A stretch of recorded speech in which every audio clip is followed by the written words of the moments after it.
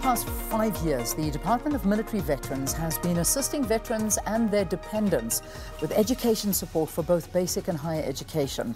The department has announced that it is currently facing challenges in providing the education due to the shortage of funds. The department had planned to support 4,500 military veterans and their dependents in the 2017-2018 financial year. However, to date, it says the number has increased to more than 7,000. To give us more information about this, we're joined in studio by Lt General Derrick Mgwebi, who, of course, is the Acting Director at the Department of Military Veterans. So good to have you. Thanks very, very much for being our guest here.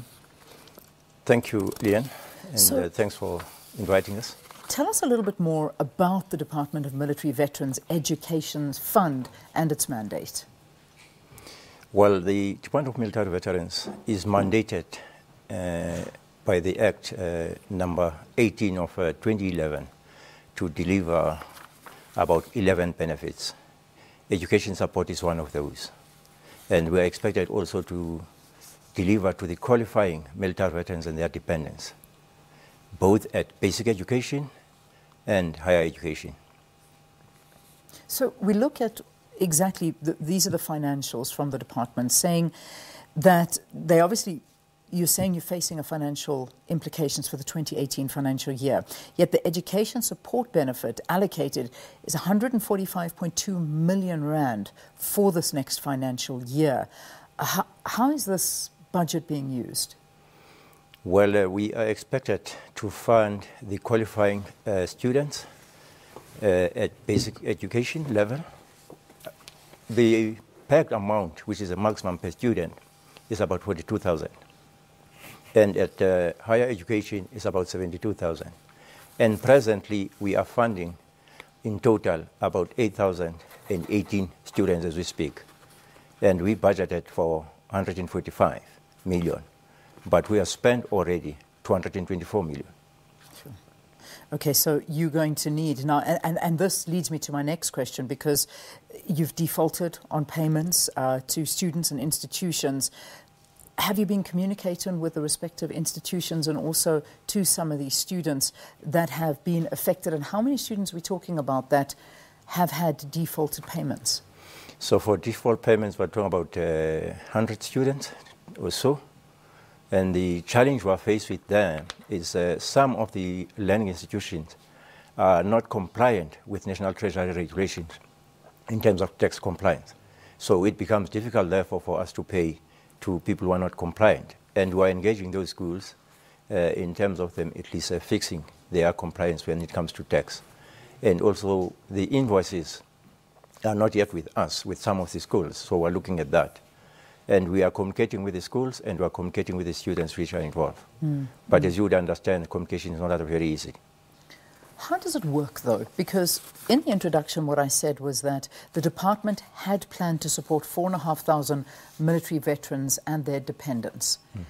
This number now it's doubled. I mean, we're talking 8,000 people, is that correct? Yes, 8,000, yes. So where did the complication come in? How did it get sort of the number of 4,500 jump up to 8,000? What happened there?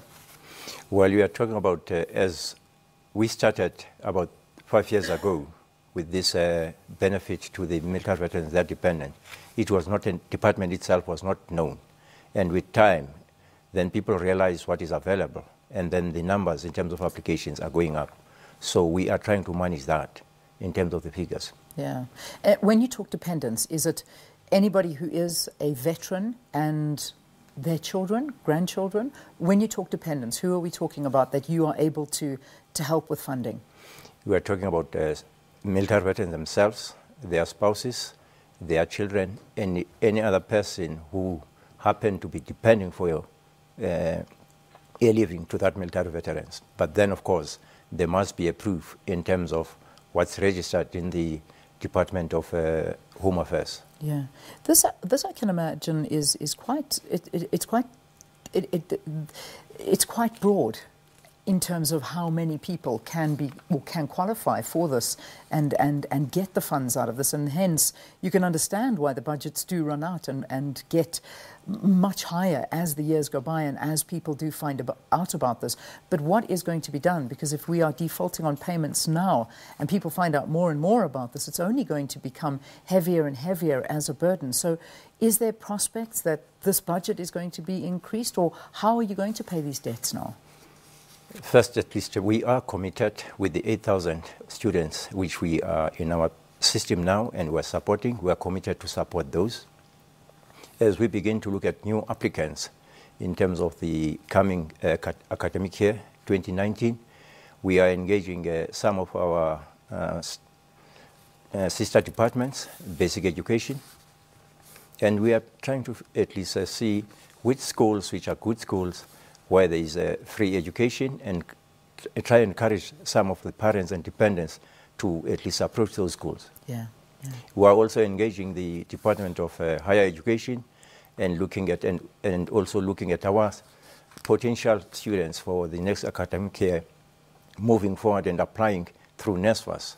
So we think if we at least engage those government departments, we'll be able to deal with what is facing us. So you might be able to help them, because that was going to be my next question. I mean, you may have some students that are actively studying and now, due to the lack of funds, they may be forced to drop out. What is going to happen to them? Are you going to ensure that they can finish their studies? The ones which are already in our system, we are going to make sure that they finish their studies. I think those ones must be rest assured that we will support them. And the new ones, in terms of 2019 academic year, we're engaging the sister departments, as I just indicated. Okay. Just a final question to you. The Department of Military Veterans started assisting military veterans in 2013. The number was 200 students for both basic and higher education. What are we sitting at now? How many students have you actually, or how many veterans and their dependents have benefited from this? So, as we speak, at least we are dealing with 8,018 students. 8,018 students, yes, from 2013? Yes, and again, we have managed at least to have about 145 of those qualified in terms of tertiary level. And also, at least I can say, as an achievement, we've even got one qualified as a medical doctor.